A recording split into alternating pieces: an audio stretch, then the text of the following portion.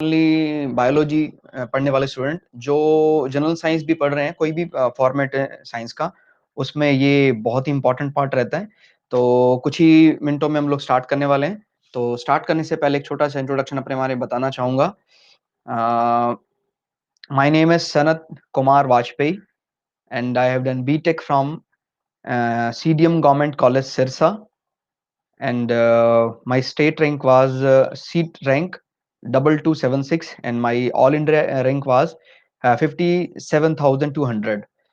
And मुझे teaching में 12 years experience है, और मुझे बताते बड़ी खुशी है कि मेरे सोशल अवेयरनेस के कारण मुझे 2 बार प्राइम मिनिस्टर ऑफ इंडिया से मिलने का मौका मिला है। तो हम लोग आज पढ़ने वाले हैं विटामिन एंड मिनरल्स का क्या इंपॉर्टेंस है, ये हमारी लाइफ में क्या रोल प्ले करते हैं। तो आप लोगों को इसमें कोई भी डाउट है, आप हमसे पूछ सकते हैं। तो चलिए शुरुआत करते हैं आज की क्लास की। यस, तो आपको कभी भी एग्जाम में पूछता है टोटल नंबर ऑफ विटामिन कितने हैं, याद रखना है टोटल नंबर ऑफ विटामिन का मतलब उसका विटामिन फैमिली से है। इनफैक्ट अगर आप लोग ये total number of vitamin Wikipedia पर सर्च करते हैं तो आपको वो ए से लेके जेड तक विटामिन बताएगा, A to Z विटामिन बताएगा। लेकिन हमें ध्यान रखना है, हमें ए से लेके जेड तक विटामिन नहीं पढ़ने हैं। क्लियर? ध्यान रखना, हमें ए से लेके जेड तक विटामिन नहीं पढ़ने हैं। हमारे सिलेबस में जो एनसीईआरटी फॉलो कर रहे हैं, हमारे सिलेबस में सिर्फ के तक विटामिन, यानी फैमिली की बात करें तो 6 फैमिली होंगी। क्लियर? इसमें सबसे बड़ी फैमिली आपको पता है बी है, तो first one is A. Yes Abhishek, आपका स्वागत है। यस ए, उसके बाद बी कॉम्प्लेक्स, ये फैमिली सबसे बड़ी है। उसके बाद सी, D, E and K. Clear अभिषेक? हमने थोड़ी देर पहले शुरू किया है। और कभी भी एग्जाम में आपको आ जाए विटामिन फैमिली कितने हैं, 6 फैमिली हैं। और मैं एक बात और बता रहा था आपको, ये आपको अगर कभी एग्जाम में ये पूछता है विटामिन टोटल नंबर ऑफ कितने हैं, तो ये बहुत डिस्प्यूटेड है। विकिपीडिया पे अगर आप लोग चेक करते हैं तो आपको ए से लेके जेड तक विटामिन दिखाता है, लेकिन हमें फॉलो करना होगा एनसीईआरटी को, जो कहता है फैमिली कितने हैं, 6 family, A B C D E and K. Clear? और इसमें सबसे बड़ा परिवार कौन सा है? B complex. तो आज की इस क्लास में हम लोग क्या ऑब्जेक्टिव है इस क्लास का, आपको विटामिन के साइंटिफिक नेम, उनसे होने वाली डिजीज एंड कोशिश करेंगे हम फूड सप्लीमेंट ऑर्डर वाइज जो जो इम्पोर्टेंट ज्यादा है वो आपको बता देंगे।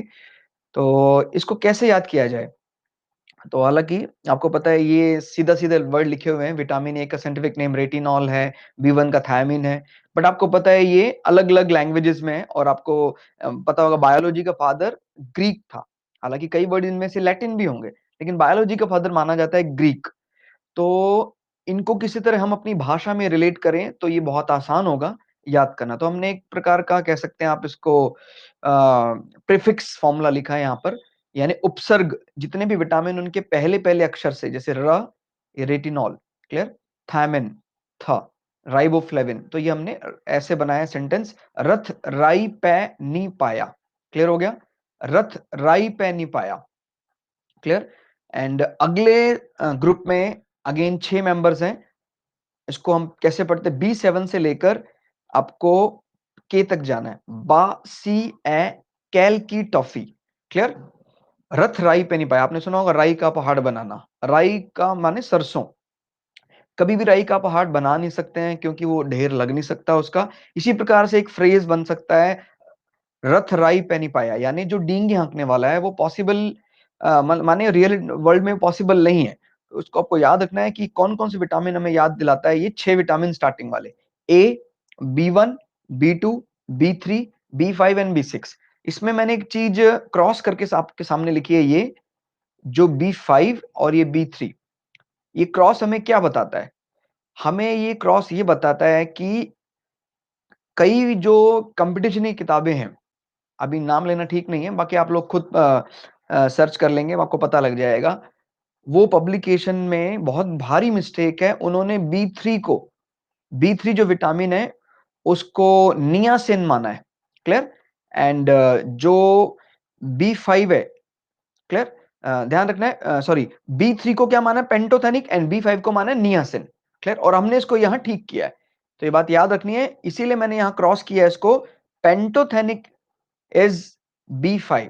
एक्चुअली कंफ्यूजन क्यों हो रहा है, बिकॉज एक बीमारी होती है pellagra, and pellagra is due to B3, और क्योंकि इसके नाम में पे पहले आता है पेलाग्रा, तो कई पब्लिकेशंस ने उस पेलाग्रा डिजीज को पेंटोथेनिक से जोड़ दिया है, जबकि pellagra disease is due to niacin. तो आपको ये गलती नहीं करनी है, सिंपली वैसे भी आपको बहुत आसानी से याद रहेगा, पेंटागन 5 भुजाओं वाला या पेंटोथेनिक एसिड B5 को रिप्रेजेंट करता है, एंड नियासिन, नियासिन B3 को रिप्रेजेंट करता है। वैसे भी आपको पता होगा इंडियन माइथोलॉजी में जो नंबर 3 है, 3 नंबर को थोड़ा सा फियर है, थोड़ा डरते हैं लोग, हालांकि मैं कोई अंधविश्वास नहीं फैलाना चाह रहा, लेकिन आपको वो सिर्फ वो बात बता रहा हूं कि वो 3 नंबर अगर किसी को कम है तो वाकई खतरनाक बीमारी हो सकती है, यानी मेंटली रिटार्टेड हो सकता है बच्चा। अगर किसी में विटामिन B3 की कमी है तो बच्चे को पेलाग्रा होगा, इसी को बोलते हैं नियासिन। तो आपको ये बात अपने दिमाग में बिठानी है, कभी भी विटामिन B3 कम नहीं होना चाहिए या कम नहीं होना चाहिए, क्लियर, ठीक है, तो बात याद रखनी है, नियासिन, एंड इसका अनदर नेम भी यहां लिखा हुआ है, निकोटिनामाइड, निकोटिनामाइड। तो आपको ये बात याद रखनी है, B3 का अल्टरनेट नेम निकोटिनामाइड, और एक जो मेन नाम है वो नियासिन, ठीक है, एंड B6 पायरोडॉक्सिन, रथराइपेनिपाया। तो कभी भी आपके दिमाग में पाया आ गया है प्रीफिक्स, तो आपको पता होना चाहिए पाया यानी B6 की बात कर रहे हैं, क्लियर। इनकी खाने पीने की चीजें, बीमारियां, वो मैं आपको अगली स्लाइड में बताने वाला हूं। अभी हम कोशिश करेंगे इनके नाम पर चर्चा करने की। एक आपको बात बताना चाहूंगा, पढ़ते समय आप एकदम छोटे बच्चे की तरह, जैसे 5वीं 6ठी क्लासेस में हम इस्तेमाल करते हैं एड्स का इस्तेमाल करना है, जैसे हमारी उंगलियों को जैसे टोटल यहाँ 12 विटामिन है, तो 12 उंगलियों को दबाना है, किस प्रकार से, जैसे पहला विटामिन है A, B1, B2, B3, B5, B6, clear हो गया, ये 6 उंगलियां हमने दबाई। उसके बाद अगली 6 कौन सी हैं, याद रहे, सीरियल नंबर भी क्या है, 7, विटामिन इज आल्सो B7, तो B7, उसके बाद B12, C, D, 10 हो गए, 2 रहेंगे, उसके बाद आएगा E एंड K, क्लियर हो गया। तो आपको पता होना चाहिए इस लिस्ट में कौन सा विटामिन मिसिंग है या कौन सा विटामिन इंक्लूड अब नहीं किया जाता। देख रहे हैं 1 2 3 तक तो ठीक है, यस संदीप आपका स्वागत है, एंड 3 है, इसमें 4 नहीं है, यानी वैज्ञानिकों ने सिर्फ अपने नाम के पेटेंट के चक्कर में बहुत जल्दी कर दी कि चलो फटाफट इनके आविष्कार अपने नाम पे पेटेंट करा लिए जाएं, लेकिन बाद में पता लगा B4 एग्जैक्टली सेम डिजीज देता है जो B5 देता है। रवि आपका स्वागत है। तो इसलिए हमें बात याद रखनी है कि कभी भी आपको एग्जाम में आ जाए कि आप B4 एलिमिनेट हो गया है या B9, अगर बाय द वे B4 आ भी जाता है तो वही सेम सिम्टम फूड सप्लीमेंट है जो B5 के हैं, एंड B9 जो है वो B6 का सेम फूड सप्लीमेंट भी सेम देगा, बीमारियां भी सेम देगा, यानी एनीमिया। तो इसलिए हमने कई विटामिन को स्किप कर दिया, हटा दिया।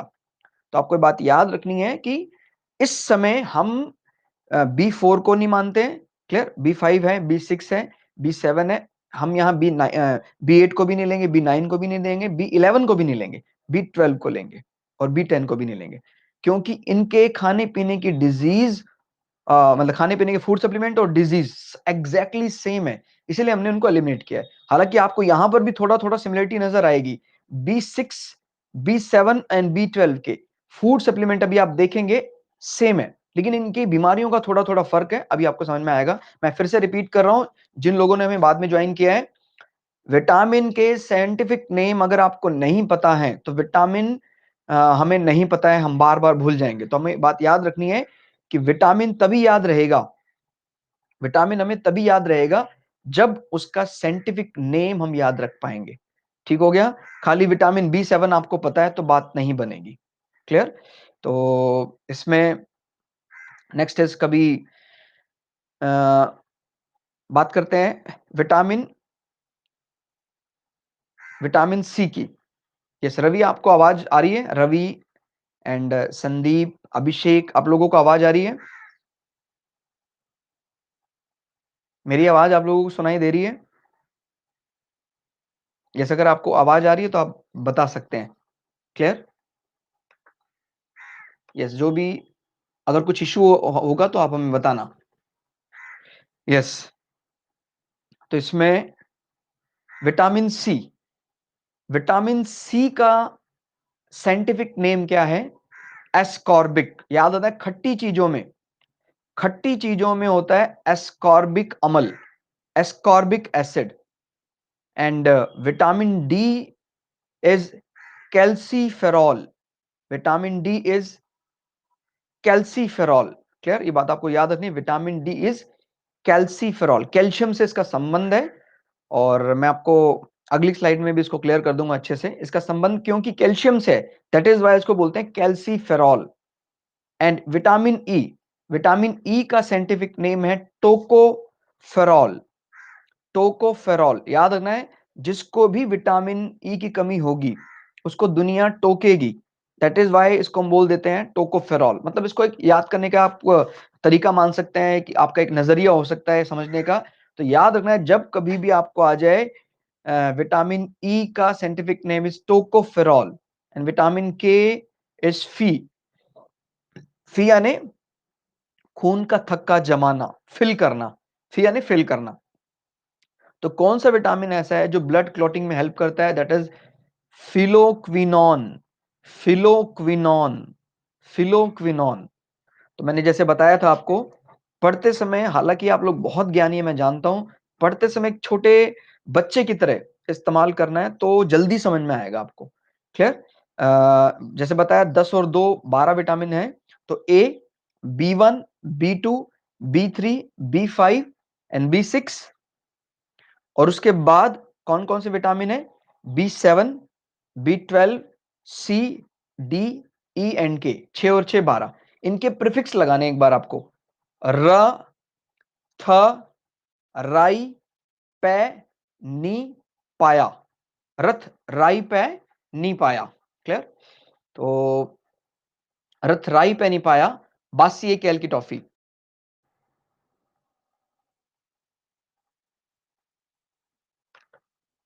यस,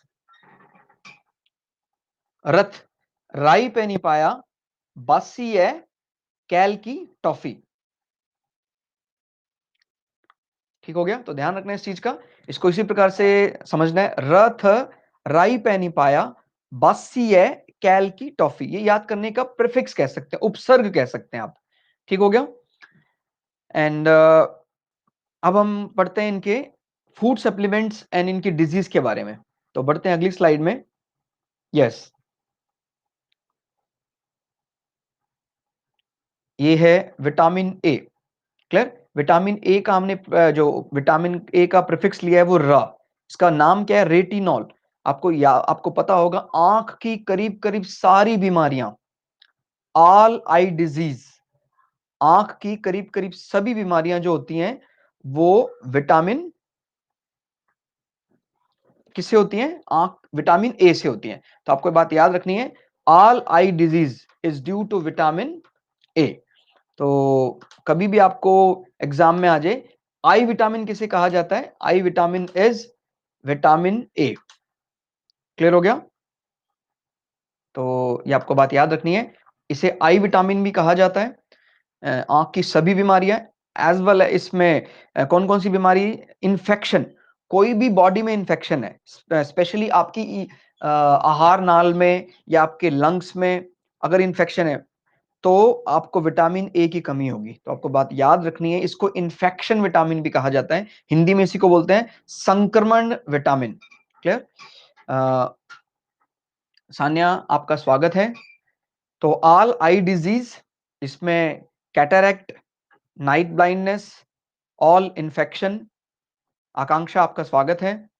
कोई भी ऐसी बीमारी होगी तो उसके लिए क्या जिम्मेदार होगा? उसके विटामिन ए जिम्मेदार होगा। और ये जो फूड मैंने यहाँ लिखे हैं, आपको बात याद रखनी है, जो फूड सप्लीमेंट यानी लिखे हैं मैंने, ये फूड सप्लीमेंट ऑर्डर के हिसाब से ही लिखे हैं। आपको भी ये ऑर्डर याद रखना है। कभी भी आपको एग्जाम में पूछे कि ऑर्डर किस प्रकार, जैसे आपको कभी कह देता बटर है ऑप्शन में एंड ब्राउन राइस है, कैरेट है, एप्पल है, तो बेस्ट फूड बताओ। तो आपको बात याद रखनी है, जो मैंने यहाँ सबसे पहले लिखा है वो बेस्ट सोर्स माना जाएगा विटामिन ए का। क्लियर? जो लोग बाद में जुड़े उनको दोबारा बता रहा हूं एक बार, ये जो हमने नाम लिखे हुए हैं रथ राई पैनिपाया, ये विटामिन को याद करने के प्रीफिक्स हैं, उपसर्ग हैं। क्लियर? क्योंकि हमें क्लास करते हुए करीबन 15 मिनट हो चुके हैं, तो आप लोग नेवरदलेस कोई दिक्कत नहीं है, जो भी लोग लेट भी जुड़े हैं उनको भी बात समझ में आ जाएगी बहुत आसानी से, कोई दिक्कत नहीं है। इससे पहले हमने एक स्लाइड कवर कर ली है, बट वो सारी बातें यहाँ इंक्लूड हो जाएंगी, कोई दिक्कत नहीं है। तो आपको बात याद रखनी है, ये सब विटामिन के प्रीफिक्स हैं याद करने के लिए, यानी र थ राई। व्हाट इज राई? जैसे राइबोफ्लेविन नाम यहाँ लिखा हुआ है, तो यहाँ राई। And knee is what? Nicotinamide या नियासिन का पहला अक्षर, एंड दिस इज पे, पेंटोथेनिक एसिड। क्लियर? तो ये बात याद रखनी है। ये हमने शुरुआत में अभी 6 विटामिन लिए, अगली स्लाइड में हम 6 विटामिन और लेंगे। तो रथ राई पै निपाया, ये मैं जो सेंटेंस बोल रहा हूं, आप जब कभी भी किताबों में चेक करेंगे, मैं अभी पब्लिकेशन का नाम नहीं लूंगा, लेकिन ध्यान रखना कंपटीशन की करीब करीब सभी किताबों में उसने B3 को पेंटोथेनिक एसिड माना है, बिकॉज B3 से होने वाली बीमारी जो है वो पेलाग्रा है, तो समटाइम वो पेंटोथेनिक एसिड रेस्पॉन्सिबल मान लेता है पेलाग्रा के लिए, जबकि वो बहुत भारी मिस्टेक है, बहुत बड़ी गलती है। आपको याद रखना है B3 is niacin not pantothenic acid, वो तो नाम से ही क्लियर है। B5 का नाम है पेंटोथेनिक एसिड। पेंटागन, आपको याद होना है अमेरिका की सबसे सुरक्षित बिल्डिंग का नाम है पेंटागन। इतना सुरक्षित वहां का व्हाइट हाउस भी नहीं है जितना सुरक्षित वहां पेंटागन है। वहां पर परिंदा भी पर नहीं मार सकता, ऐसा CIA कहती है। CIA अमेरिका की खुफिया एजेंसी है, वो अलग बात है। ओसामा बिन लादेन ने वहां प्लेन क्रैश करवा दिया था, आपको पता होगा। जब वर्ल्ड ट्रेड सेंटर पर अटैक हुआ था तो 4 प्लेन हाईजैक हुए थे, जिनमें से 2 वर्ल्ड ट्रेड सेंटर पर और एक CIA मुख्यालय और एक ऐसे ही कहीं नीचे गिर गया। तो 4 प्लेन उन्होंने हाईजैक किए थे, तो इसमें से एक वर्ल्ड ये पेंटागन में भी गिरा था। तो आपको बात याद रखना, ये सारी बातें जो हम बीच बीच में थोड़ी इनफॉर्मल बातें भी कर लेते हैं या थोड़ी पर्सनल बातें करते हैं, ये हमारी फॉर्मल टॉक्स को इंटरेस्टिंग बनाने के लिए होता है। जैसे बोलते हैं स्टडी इज लाइक कुनैन, और उस कुनैन पर जब तक शुगर कोट नहीं करेंगे तब तक बात नहीं बनेगी। तो इसलिए हमें बात याद रखनी है कि पढ़ाई तभी अच्छे से पॉसिबल है जब हम फॉर्मल और बीच बीच में थोड़ा सा इनफॉर्मल भी होंगे, तभी बात बनेगी। अदरवाइज हमें समझने में थोड़ी सी दिक्कत हो सकती है कि यानी उस कुनैन के ऊपर, उस कड़वी दवा के ऊपर क्या लगाना पड़ता है? शुगर कोट करना पड़ता है, चीनी की परत चढ़ानी पड़ती है, ताकि वो हमें निगलने में आसानी हो। क्लियर है? तो बात आपको याद रखनी है। किसी को भी कोई डाउट है, कोई क्वेश्चन है, आप पूछ सकते हैं, बिल्कुल पूछ सकते हैं। एंड तो समझ में आ गया आपको? B3 का नाम होगा नियासिन और निकोटिनामाइड, ठीक है। And B5 pantothenic and B6 is pyridoxine. मैं बता रहा था आपको BA के फूड सप्लीमेंट जो है उसी ऑर्डर में लिखने हैं। जैसे कभी आपको पूछे best food for vitamin A is carrot, गाजर से बढ़िया कोई फूड नहीं है विटामिन ए के लिए। एंड सेकंड इज बटर, हालांकि सभी मिल्क प्रोडक्ट्स में विटामिन ए होगा, दूध में है, दही में है, मक्खन में है, पनीर में है, लेकिन सबसे ज्यादा जो होगा वो मक्खन में होगा। क्लियर? मिल्क प्रोडक्ट की बात कर रहा हूं मैं, लेकिन ओवरऑल में कहें तो कैरेट एंड ब्राउन राइस। कोई भी आपका अनाज कहता है कि किस अनाज में सबसे ज्यादा विटामिन ए होगा, तो आपको याद रखना है जो गोल्डन राइस है, भूरा चावल है, जो एक हाइब्रिड क्रॉप माना जाता है, उसमें सबसे ज्यादा मात्रा में विटामिन ए मौजूद होता है। और इंडिया जैसी कंट्री में ये बहुत बड़ा एक प्लस पॉइंट कह सकते हैं आप, कि बिकॉज ब्राउन राइस जो होता है इसमें विटामिन ए भी बहुत है, और इसमें आयरन भी होता है, इसमें जिंक भी होता है। और भारत जैसे देश में जहां करीब करीब 80% से ज्यादा लोग वेजिटेरियन है, शाक सब्जी पर निर्भर करते हैं, यहाँ पर काफी ज्यादा कमी देखी गई है आयरन की, क्योंकि वो रूटीन में आयरन सप्लीमेंट नहीं खा रहे हैं, साग सब्जियां नहीं खा रहे हैं। तो ऐसे लोगों को ये हाइब्रिड क्रॉप खाना चाहिए, ब्राउन राइस खाना चाहिए।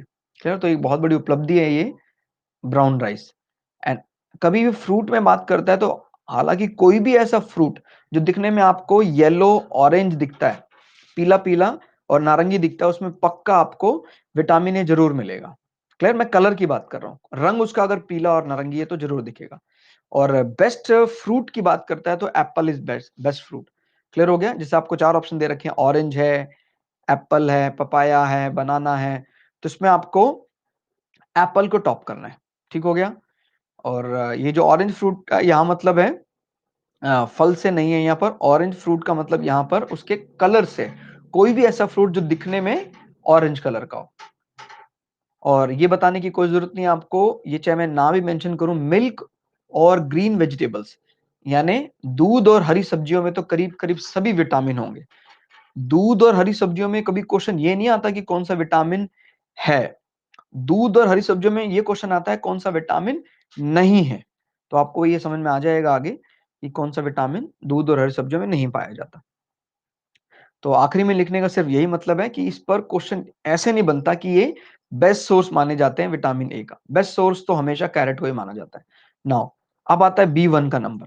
B1 का नाम क्या है? B1 का नाम है थायामिन। क्लियर?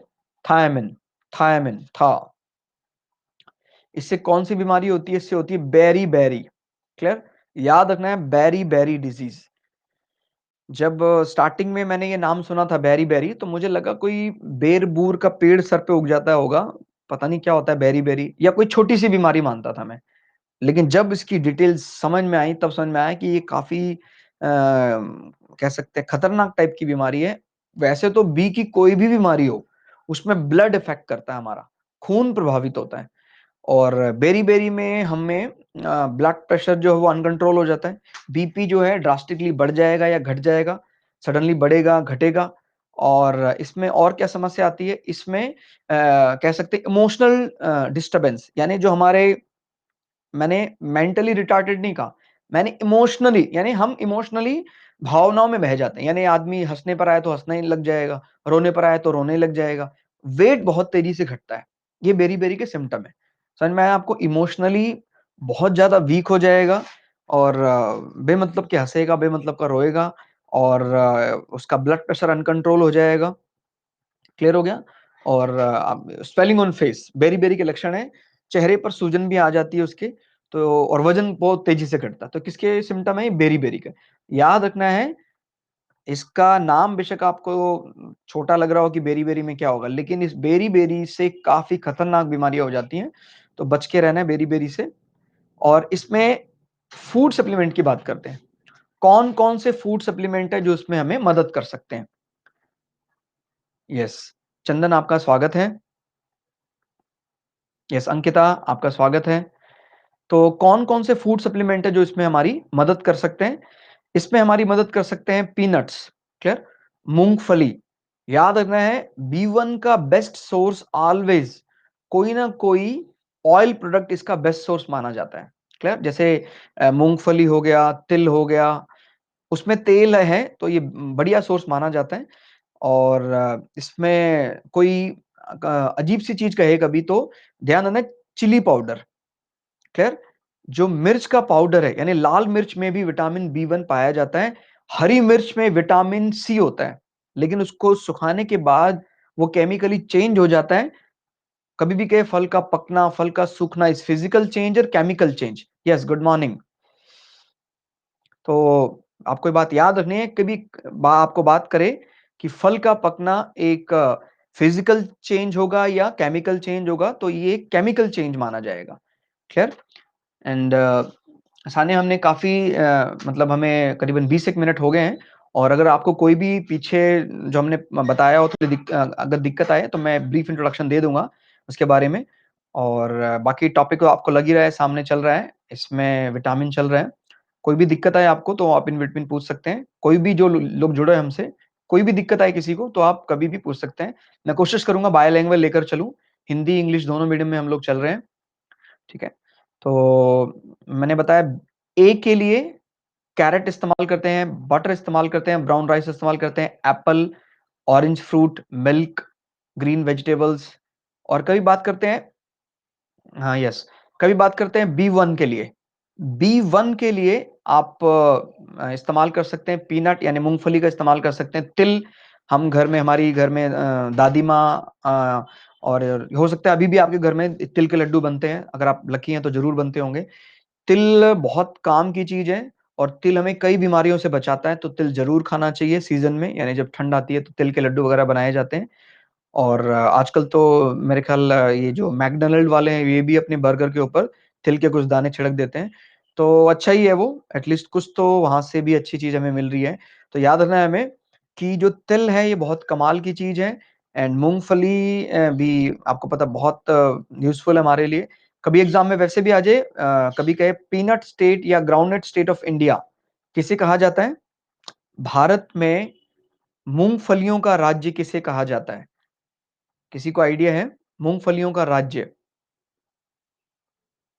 यस, एमएस आपका स्वागत है। यस, कोई बता सकता है?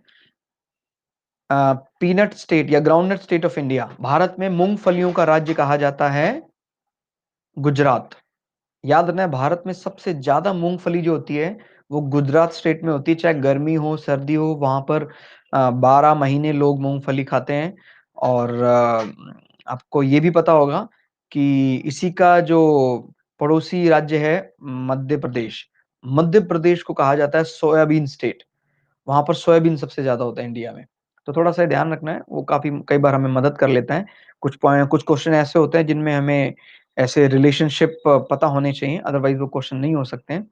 यस, तो बी1 के लिए पीनट विट का इस्तेमाल करें एंड कॉड लिवर ऑयल। ये कॉड लिवर ऑयल क्या है? एक विशेष प्रकार की मछली होती है कॉड, क्लियर? और उसके यकृत का तेल इस्तेमाल किया जाता है, तो उसको बोलते हैं कॉड लिवर ऑयल। तो कभी भी कहे कॉड लिवर ऑयल ये नॉन वेजिटेरियन लोगों के लिए है, ये मांसाहार में माना जाता है।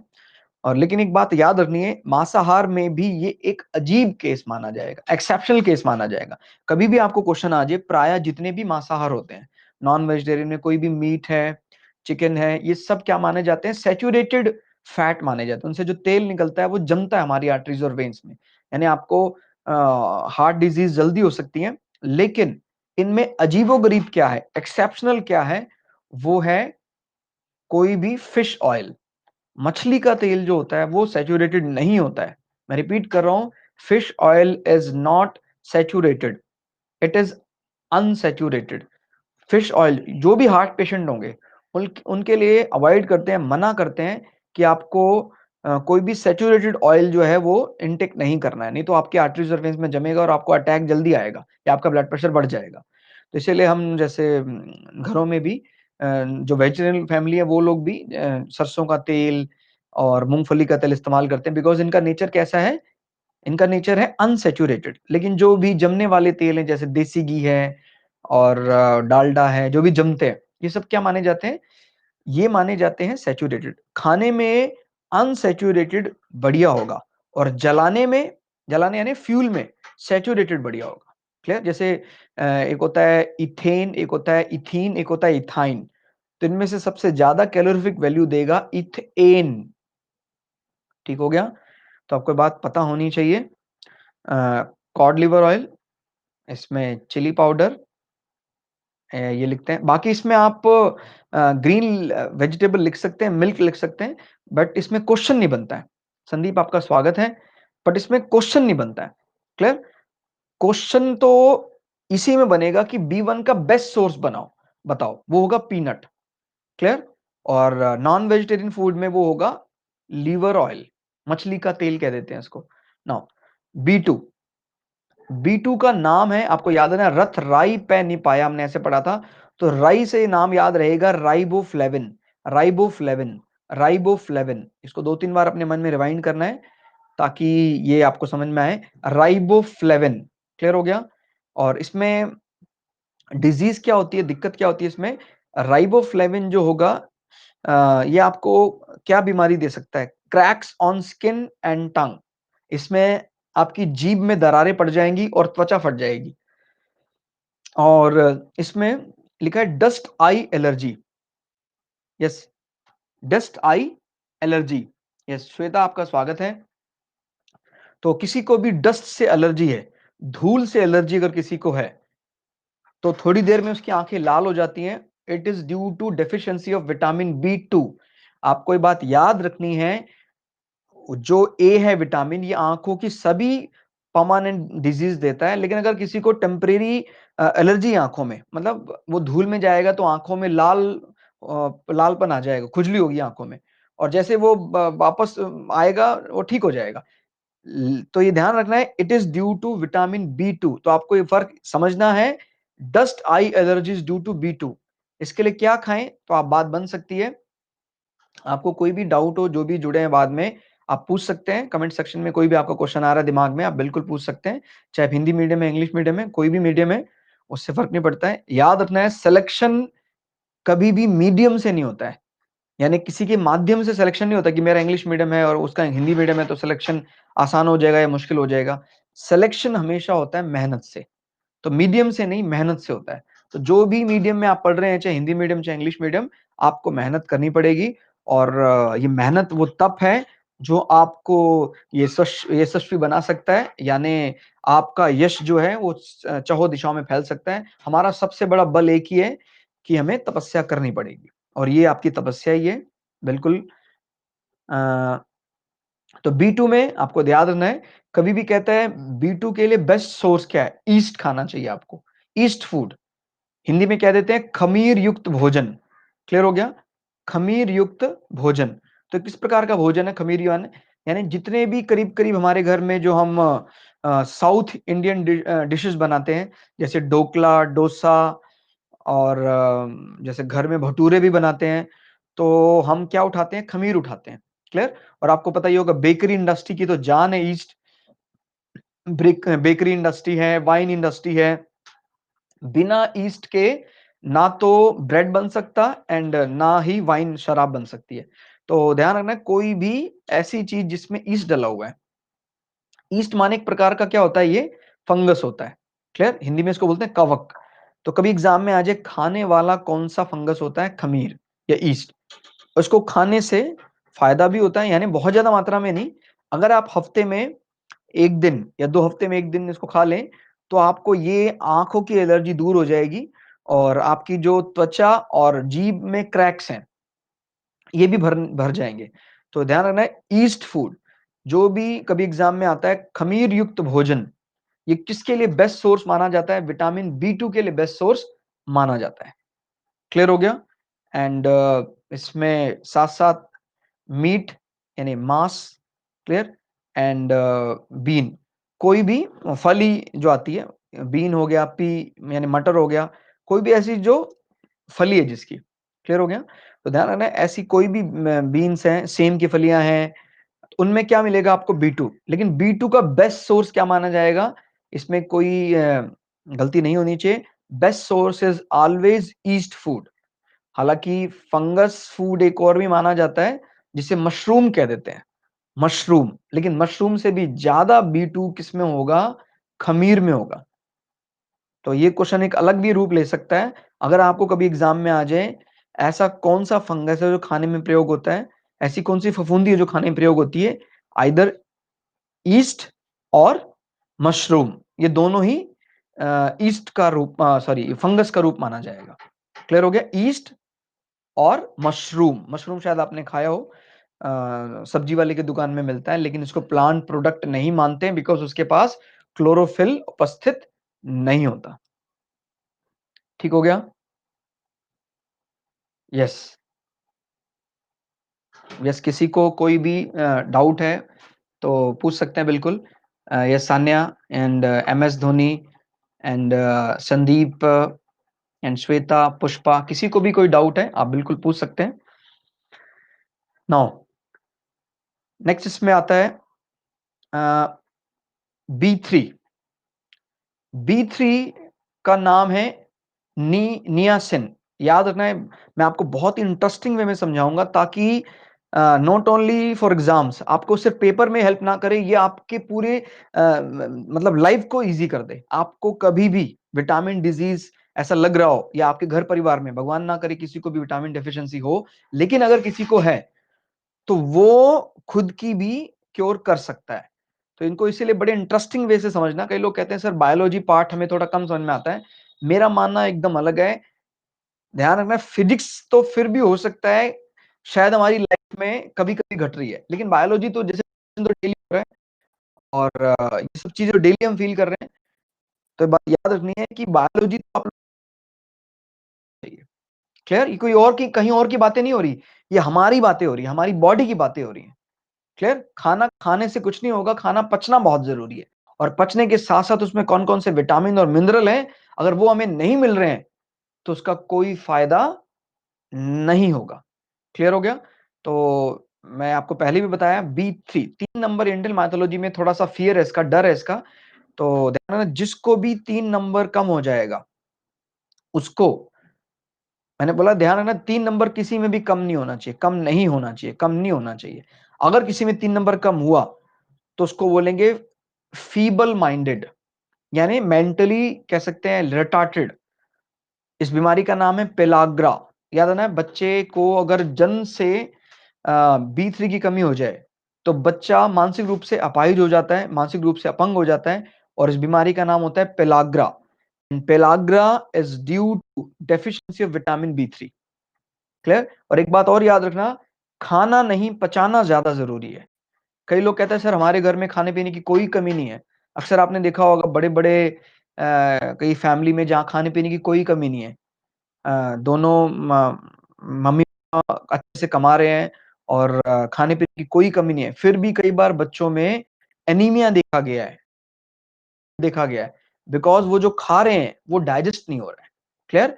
या हम उसके साथ कुछ ऐसी चीज खाते हैं, इसको बोलते हैं रॉन्ग फूड मिक्सिंग। तो उसका अभी हमें अच्छा खासा ध्यान रखना होगा ताकि हम उससे बचे रहें। तो ये बात ध्यान रखनी है आपको, कभी भी आपको एग्जाम में आ जाए कि B3 इज नियासिन, इसका साइंटिफिक नेम है, एंड निकोटिनामाइड। आपको एक चीज और याद दिला रहा होगा, निकोटिन। निकोटिनामाइड से निकोटिन आपको याद आ रहा होगा। तो आप बता सकते हैं क्या कोई, निकोटिन किस में होता है? आप में से किसी को है आइडिया? निकोटिन है वो किस में पाया जाता है? तंबाकू प्रोडक्ट पाया जाता है। एंड निकोटिन और किस में होता है? ये व्यक्ति ज्यादा मात्रा में निकोटिन लेगा, क्लियर, तो आपको पता है उसका मस्तिष्क कमजोर हो सकता है, उसको नशे का आदी हो जाएगा वो। आप ये मत समझना कि मतलब चाय में बिल्कुल नशा नहीं होता है। अगर कोई व्यक्ति एक जग चाय पी रहा है, इसका मतलब वो एक सिगरेट का बंडल एक दिन में खाली कर रहा है, इतना निकोटिन वो पी रहा है। तो ये ध्यान रखना है कि चाय में सिर्फ गुण है ऐसा नहीं है। क्लियर? तो इस बात को थोड़ा सा समझना है। तो निकोटिनामाइड इज B3, 3 नंबर है, ध्यान देना, 3 नंबर बच के रहना, 3 नंबर से। Pellagra, clear, feeble minded. And इसमें आपको क्या खाना चाहिए B3 की कमी को पूरा करने के लिए? आजकल के मॉडर्न लाइफस्टाइल में जो चीजें कम हो गई हैं, जैसे पीनट है यानी मूंगफली, शुगर केन यानी गन्ना है और टमाटर है। हालांकि ये हरी सब्जी और दूध में भी होता है, लेकिन इसके बेस्ट सोर्स हमेशा ही मूंगफली गन्ना टमाटर, मूंगफली गन्ना टमाटर। और एक बात और याद रखना, मूंगफली में होगा, लेकिन अगर हम मूंगफली को बहुत ज्यादा गर्म कर दें या तल कर दें या उसको किसी और रूप में कन्वर्ट करके पानी में धो दें, तो B3 निकल जाएगा। क्लियर? क्योंकि बी और सी सबसे ज्यादा वाटर सोल्यूबल है, तो कभी भी अगर इनको पानी में ज्यादा घोला जाए तो ये निकल जाएंगे और ज्यादा गर्म करने पर भी ये विटामिन नष्ट हो जाते हैं। ठीक है? इसी प्रकार से गन्ने में होगा लेकिन गन्ने की बनी चीनी में नहीं होगा। इसी प्रकार से टमाटर में होगा लेकिन टमाटो केचप में नहीं होगा। तो ये फर्क ध्यान रखना है। आपको टमाटर से मतलब है अगर B3 पूरा करना है तो। टमाटो केचप से मतलब नहीं है। वो कोई आपको B3 की कमी पूरी करने वाला नहीं है। Now B5 is what? B5 का नाम पेंटोथेनिक एसिड, पेंटोथेनिक, पेंटागन, 5 भुजाओं वाला। ये हमें क्या देता है? Skin rashes and skin worms. जिसको भी त्वचा में बार-बार रैशेस होते हैं या स्किन वॉर्म यानी उसको खुजली हो जाती है, दाद हो जाते हैं, दाद खाद खुजली, उसके लिए कौन सा विटामिन जिम्मेदार है? विटामिन B5 जिम्मेदार है। क्लियर? ऐसे व्यक्ति को क्या खाना चाहिए? उसको अनाज की ऊपरी परत खानी चाहिए, यानी जो भी वो अनाज इस्तेमाल कर रहा है वो पॉलिश्ड नहीं होना चाहिए, अनपॉलिश्ड होना चाहिए। देख रहे हैं आप मॉडर्न लाइफस्टाइल में कितने बड़े-बड़े बदलाव हुए, बाद में वो दोबारा चेंज हुए। पहले हम मार्केट में जितना भी अनाज लेकर आते थे सब पॉलिश्ड, मतलब अभी कई 15-20 सालों से ही ये प्रचलन शुरू हुआ था कि सारा पॉलिश्ड अनाज खाना चाहिए। और बाद में यानी पॉलिश्ड अनाज दिखने में बहुत सुंदर होता है, लेकिन बाद में जब उसकी क्वालिटी चेकअप वगैरह किए तो पता लगा यहाँ तो भारी कमी देखी गई है मिनरल्स एंड विटामिन्स की। तो अब दोबारा से हम उसी चीज पर लौट रहे हैं वापस कि आपको पॉलिश्ड अनाज नहीं खाना चाहिए, अनपॉलिश्ड ही खाना चाहिए। ठीक है, तो upper layer of all grains, कोई भी आप ग्रेन ले लीजिए उसका अपर लेयर के साथ खाओगे कभी भी विटामिन B5 की कमी नहीं होगी आप लोगों को।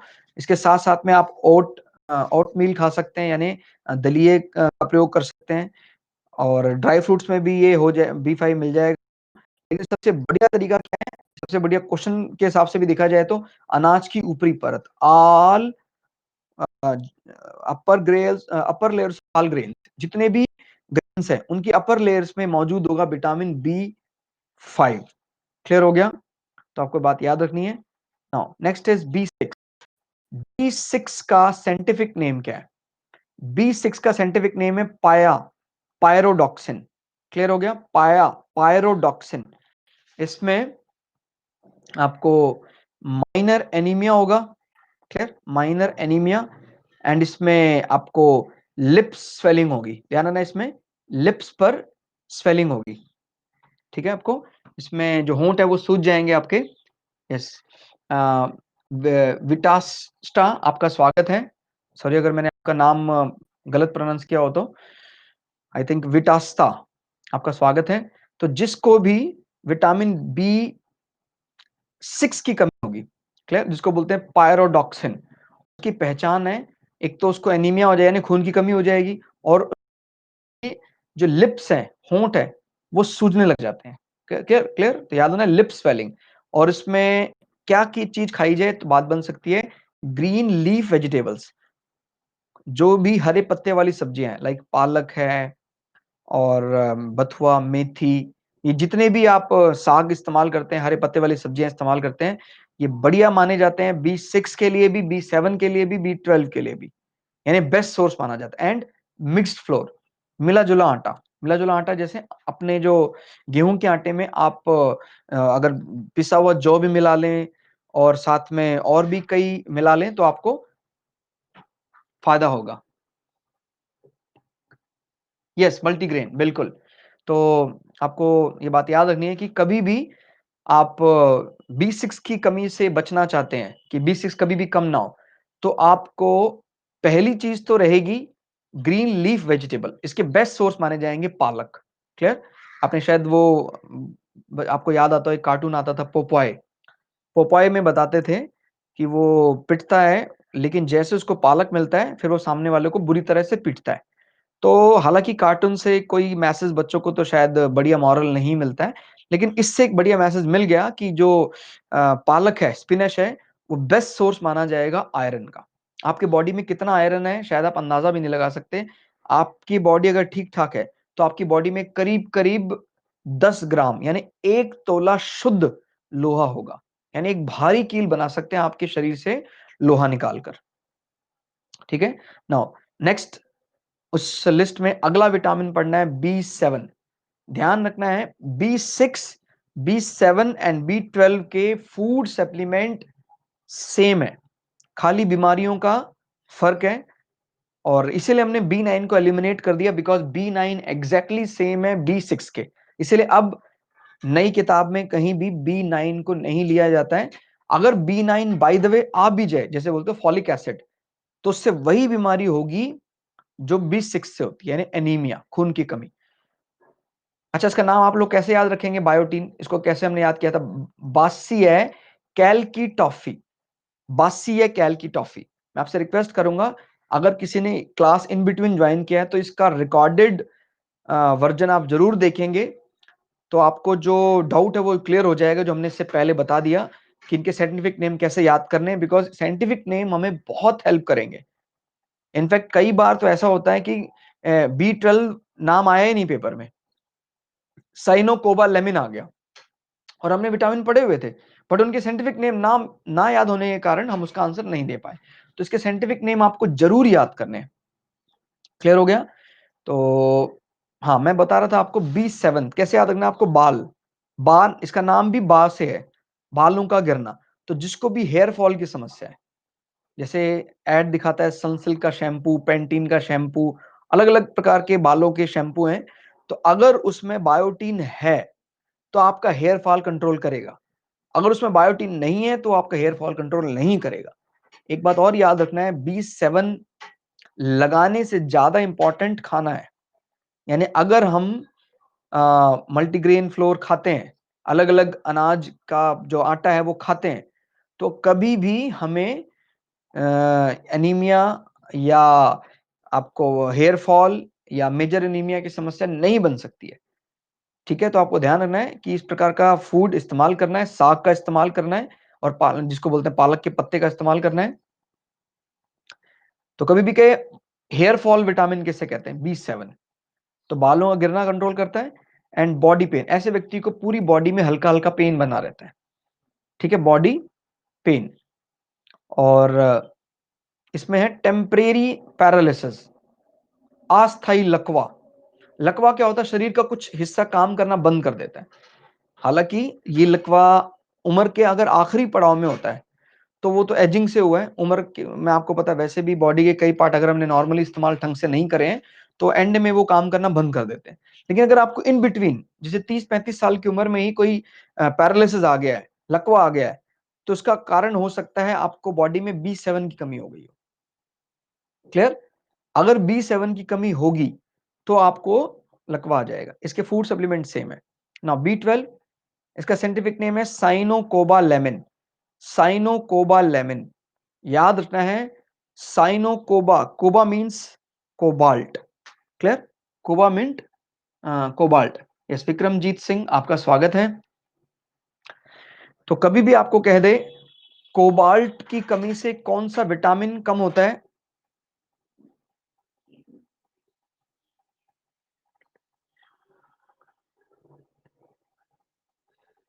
क्या Vikramjit?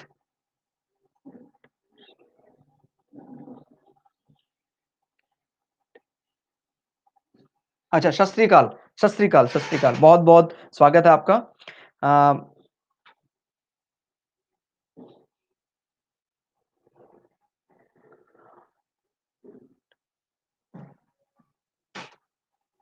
Okay okay okay okay, बहुत बढ़िया। तो हमने अभी तक B7 पढ़ लिया, B12 पढ़ लिया। हाँ, B12 आपको कभी भी आ जाए कोबाल्ट, आप लोग सभी को याद रखना है। विक्रमजीत आपको याद रखना है, कभी भी एग्जाम में आ जाए कि कोबाल्ट आपकी बॉडी में अगर कम है, कोबाल्ट तो एक प्रकार का पॉइजन है ये। और अगर ये पॉइजन बॉडी में कम है तो एंटी पॉइजन नहीं बनेगा। इनफैक्ट आपका जो WBC है, व्हाइट ब्लड सेल्स जो है, ये एक प्रकार का एंटी पॉइजन क्रिएट करता है। तो अगर कभी भी आप एग्जाम में आ जाए कि WBC को बढ़ाने के लिए ये पॉइजन एलिमेंट अगर बॉडी में नहीं है तो फिर आप काफी लंबे समय तक बीमार रहेंगे। जो बच्चा भी जन्म से B12 की कमी लेके पैदा होता है वो बहुत लंबे समय तक शायद ही जी पाता है। जैसे आपने सुना होगा पांडवों के पिता के बारे में कहा जाता है कि उनको जन्म से एनीमिया था, तो उनको बोलते हैं, उन्हीं के नाम से बीमारी पड़ गई पांडु रोग। आपने शायद सुना होगा कौरवों और पांडवों के बारे में। तो पांडु के पिता के नाम, मतलब पांडवों के पिता के नाम पर ये बीमारी का नाम पड़ गया पांडु रोग, मींस मेजर एनीमिया, खून की भारी कमी।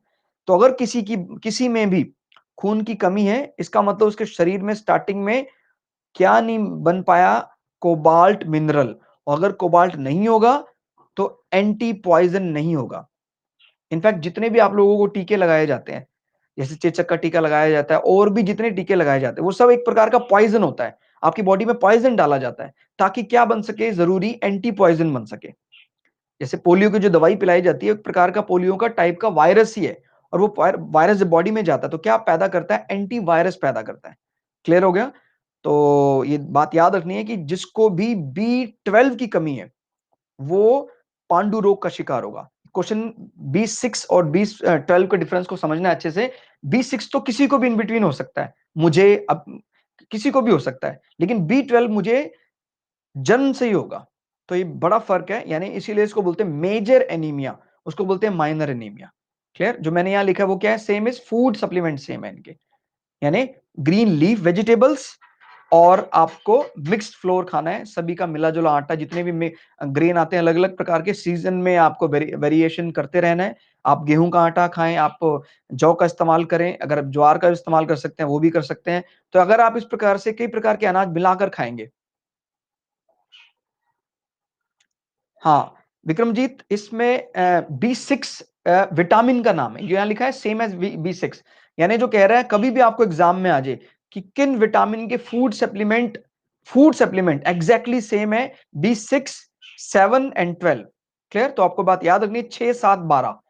B6 से भी एनीमिया होता है, B12 से भी एनीमिया होता है, बट दोनों में डिफरेंस क्या है? B6 is minor anaemia and B12 is major anaemia. Yes, Gagan Mishra आपका स्वागत है, निहाल आपका स्वागत है।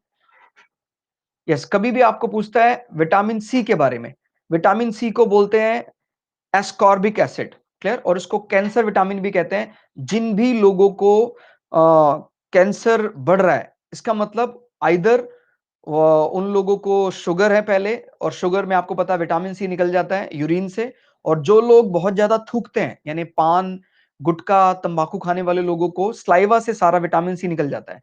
तो इंपॉर्टेंट बात याद रखनी है, हमारे स्लाइवा में एज वेल एज यूरिन में विटामिन सी होगा, और ये विटामिन सी उन लोगों को बहुत ज्यादा बाहर निकलेगा जो शुगर पेशेंट है। तो वो जल्दी जल्दी जब उनको किडनी का इस्तेमाल करना पड़ता है, पेशाब जाना पड़ता है, तो सारा विटामिन सी निकल जाता है, इसीलिए उनको घाव नहीं भरेंगे। और इन जो ये जो सेल होंगे जो भर नहीं रहे हैं, इनमें क्या होगा, क्या बोलते हैं, अनवांटेड ग्रोइंग ऑफ सेल हो जाएगा। और अनवांटेड ग्रोइंग ऑफ सेल यानी जो ट्यूमर वगैरह कोई गांठ बन जाएगी, तो उसी से कैंसर बनेगा। या अगर हम लोग बहुत ज्यादा मात्रा में थूकते हैं, थूकने से भी विटामिन सी घट जाएगा। तो पहले हमें होगा, आपको पता है मुख में पहले बदबू आती है, उसको क्या बोलते हैं, स्कर्वी, फिर पायरिया, एंड उसके बाद फाइनली माउथ कैंसर हो जाता है। तो आपको बात याद रखनी है, विटामिन सी हमें कई बीमारियों से बचाता है, तो इसलिए विटामिन सी का भरपूर सेवन करना आप लोगों को। स्कर्वी हो जाता है, इसकी स्कर्वी यानी मसूड़े फूलना, पायरिया यानी दांतों से खून बहना, माउथ कैंसर, और वैसे भी आपको स्किन का कैंसर भी हो सकता है, तो आपको बच के रहना है। विटामिन सी घाव भरने में भी बहुत मदद करता है। तो विटामिन सी का बेस्ट फूड क्या है? आंवला, इंग्लिश में इसको बोलते हैं गूसबेरी। और इंडियन माइथोलॉजी में तो आपको पता है आंवले की बहुत इज्जत करते हैं, आंवले की तो कई जगह पूजा भी करते हैं। तो बिल्कुल सही बात है, बिकॉज आंवला एक ऐसा फ्रूट है, आप इसको कितना ही गर्म कर लो, जला दो, मार दो, इसमें कभी भी विटामिन सी नष्ट नहीं होगा कंप्लीटली। तो इसको बेस्ट सोर्स माना जाता है विटामिन सी के लिए, आपको बात याद रखनी है। हालांकि सिट्रस फ्रूट्स कोई भी हो, खट्टे फल सब्जियां, सभी में विटामिन सी आपको मिलेगा। स्प्राउटेड ग्रेन्स कोई भी हो, अंकुरित कोई भी अनाज हो, अगर आप गेहूं के दाने और चने के दाने, कोई भी दाल 2-3 दिन भिगो कर खाओगे तो डबल फायदा होगा। उसमें आपको कार्बोहाइड्रेट तो मिलेगा, साथ में आपको विटामिन सी भी मिलेगा, यानी बोनस मिलेगा आपको। एंड हरी मिर्च में भी विटामिन सी होता है। या कैसे याद रहेगा? मिर्च खाने के बाद आप सीसी करते हैं, मतलब विटामिन सी है। याद रखना है, विटामिन सी हरी मिर्च में होगा, लेकिन सूखी मिर्च में विटामिन सी नहीं होगा। सूखी मिर्च में विटामिन B1 होगा। No, another is D vitamin. एक बात और याद रखनी है, जो सी विटामिन है ये दूध में नहीं होगा, दूध में नहीं होगा विटामिन सी। क्लियर हो गया? दूध में करीब करीब सभी विटामिन है, लेकिन विटामिन सी नहीं है। अब बात कर लेते हैं विटामिन डी की। डी इज कैल्सीफेरॉल, कैल्शियम से इसका नाम है, कैल्सीफेरॉल, कैल्शियम। जिस भी बॉडी में जिस भी बॉडी में अगर विटामिन डी कम हो गया तो कैल्शियम सारा बाहर निकल जाएगा। तो vitamin D is related with calcium. एक बात और याद रखनी है, जिन लोगों ने बिल्कुल भी फैट नहीं खाया आज तक, यानी जैसे रॉयल फैमिली डिजीज, या जिन लोगों को ये भूत सवार होता है, क्या बोलते हैं उसको फिल्म इंडस्ट्री में, जीरो फिगर, तो आपको बात याद नहीं है, वो लोग बिल्कुल भी फैट नहीं खाते, और इस चक्कर में उन लोगों को विटामिन डी की कमी भी हो जाती है। बिकॉज जब तक हमारी बॉडी में ऑयल नहीं रहेगा, तब तक धूप सेकने का फायदा नहीं है। यानी स्किन का जो कोलेस्ट्रॉल है, जो गुड कोलेस्ट्रॉल है, ये सन के अल्ट्रावायलेट रेज में कन्वर्ट होता है विटामिन डी में। तो बात याद रखनी है, धूप सेकना कंडीशनल है। जो लोग धूप सेकते हैं और उन्होंने फैट खा रखा है बॉडी में, उन्हीं को फायदा मिलेगा, अदरवाइज उनको फायदा नहीं मिलेगा। क्लियर? एंड माँ, आपका स्वागत है। मैं नाम यहाँ नहीं दिख रहा है, तो MAA जो भी है, नाम नहीं दिख रहा, तो आपका स्वागत है, जो भी नए जुड़े हैं, माँ जियो। तो स्वागत है आपका। तो इसमें कभी भी आपको कहे तो विटामिन डी के लिए अल्ट्रावायलेट सनलाइट में कब होती है? अल्ट्रावायलेट ए, ध्यान देना, अल्ट्रावायलेट ए, बी, सी तीन होती है, तो ए हमें चाहिए। ये मॉर्निंग में होती है सबसे ज्यादा, तो मॉर्निंग की सनलाइट का बहुत फायदा होने वाला है। एंड जो भी नॉन वेजिटेरियन फूड खा सकता है उसके लिए बेस्ट सोर्स है कॉड लिवर ऑयल, मछली का तेल खा सकते हैं वो लोग, एग एंड फिश तो आ गया इसमें, एंड मीट। ध्यान रखना है विटामिन डी बढ़िया माना जाता है एनिमल में, यानी कोई एनिमल पर आपको डिपेंड होना पड़ेगा। इधर आप दूध पी सकते हैं, आप कॉड लिवर ऑयल खा सकते हैं, एग खा सकते हैं, फिश खा सकते हैं, मीट खा सकते हैं। अदरवाइज आप सनलाइट ले लें अगर आप वेजिटेरियन हैं, लेकिन कंडीशनल है। सनलाइट भी उसी को फायदा देगी जिसकी स्किन में क्या जमा है? कोलेस्ट्रॉल। तो बिल्कुल भी जो लोग कोलेस्ट्रॉल नहीं खा रहे हैं उनको जल्दी ही विटामिन डी की कमी हो जाएगी। Now next is vitamin E. Vitamin E का साइंटिफिक नेम है टोकोफेरॉल। टोकोफेरॉल, दुनिया टोकेगी उसको, उसको बार बार टोकेगी अगर उसके पास विटामिन ई नहीं होगा। विटामिन ई को बोलते हैं beauty and fertility vitamin. Beauty and fertility vitamin, सुंदरता और हमारे जो कह सकते हैं स्पर्म्स एंड ओवम्स को बढ़ाता है, वो विटामिन ई है। जो झुर्रियां आती है चेहरों पर, वो विटामिन ई की कमी से आती है। क्लियर हो गया? तो ध्यान रखना है, इसकी कमी को पूरा करने के लिए कोई भी गिरी वाली फल खाने हैं, लाइक जैसे बादाम, dry fruits and gram, P, sprouted wheat में भी होता है ये। क्लियर हो गया? ये विटामिन ई के बेस्ट फूड माने जाएंगे। नाउ नेक्स्ट इज विटामिन के। विटामिन के किसका बढ़िया सोर्स माना जाता है? विटामिन के जो है ये इसको कहा जाता है कि ये ब्लड क्लॉटिंग में हेल्प करता है। अगर आपकी बॉडी में कम है तो आपको ब्लड क्लॉट नहीं होगा, खून आपको नहीं जमेगा। अभिषेक आपका स्वागत है। आपको खून जमने में परेशानी होगी अगर आपकी बॉडी में विटामिन के की कमी हो जाती है। ठीक हो गया? और इसका नाम है फिलोक्विनोन। फिलोक्विनोन आपको याद होना, फिल, फिल यानी जमना। तो जो भी खून का थक्का जमाता है वो कौन सा विटामिन है? विटामिन के। क्वेश्चन ऐसे ही बन सकता है, विटामिन के या प्लेटलेट किस विटामिन के साथ मिलकर खून को जमाते हैं? विटामिन के साथ मिलकर खून को जमाते हैं। ठीक हो गया? और ये सेल प्रोड्यूस होता है, अपने आप बॉडी में पैदा होता है। कहां पर? इंटेस्टाइन में, हमारी आंतों में अपने आप पैदा होता है। क्लियर हो गया? तो दो विटामिन अब ऐसे हैं जो आपको याद रखने हैं, अपने आप बॉडी में बनते हैं। एक तो विटामिन डी अपने आप बनेगा, एक विटामिन के अपने आप बनेगा। यानी अगर आप सारे दूसरे विटामिन पूरे कर लो तो आपको विटामिन डी और विटामिन के लिए कुछ भी अतिरिक्त खाने की जरूरत नहीं है। क्लियर हो गया? तो आपको बात याद रखनी है, सेल प्रोड्यूस इन इंटेस्टाइन, आपकी आंतों में अपने आप बनता है विटामिन के। और चीज जब आप रिकवर कर रहे हैं, कोई आपको इंटेस्टाइनल फीवर हो गया, आपको जैसे टाइफाइड या डेंगू हो गया और आप रिकवर कर रहे हैं, उस समय जल्दी रिकवरी के लिए आपको कहा जाता है, आप जब ठीक हो गए हैं तो आप चीज खाएं, टमाटो खाएं, ताकि आपको दोबारा से विटामिन के की बढ़ोतरी हो जाए। अदरवाइज हमें कुछ अलग फूड खाने की कोई जरूरत नहीं है। तो आपको ध्यान देना है, आप अगर पनीर खा रहे हैं, टमाटर खा रहे हैं, या फूड फूड सप्लीमेंट में लिखा हुआ है ये, तो ये विटामिन के फूड सप्लीमेंट माने जाते हैं बढ़िया। लेकिन ये तभी खाए जाएंगे जब आपको कोई वायरल डिजीज या आप बैक्टीरियल डिजीज से रिकवर करे होंगे। जैसे आपको typhoid is a bacterial disease and dengue is viral disease, इसमें आपको इंटेस्टाइन में इफेक्ट कर जाता है, आंतों में दिक्कत होती है, उस समय विटामिन के नहीं बनता है। मयंक आपका स्वागत है। यस, करीब करीब हमारा समय है इस क्लास का अब पूरा हो चुका है, और आप लोगों से रिक्वेस्ट करना चाहूंगा कि अब हम रेगुलर बेसिस पर ये क्लासेस लेंगे, और आप लोग रेगुलर बेसिस पर हमारे साथ जुड़िएगा। और कोई भी आपको डाउट है आप बिल्कुल पूछ सकते हैं। हम लोग अगली क्लास कोशिश करेंगे हम सेल के ऊपर बनाएं, सेल एंड सेल डिवीजन के ऊपर, कोशिका के ऊपर बनाएं। इससे पहले भी हमने कुछ फिजिक्स की क्लास ली थी, तो मैं कोशिश करूंगा फिजिक्स, केमिस्ट्री, बायोलॉजी की जितनी भी जनरल साइंस की जो आपका स्पेशली फॉर सीडीएस या कोई भी आपका साइंस का एग्जाम आने वाला है उसमें हेल्प करेगा आप लोगों को।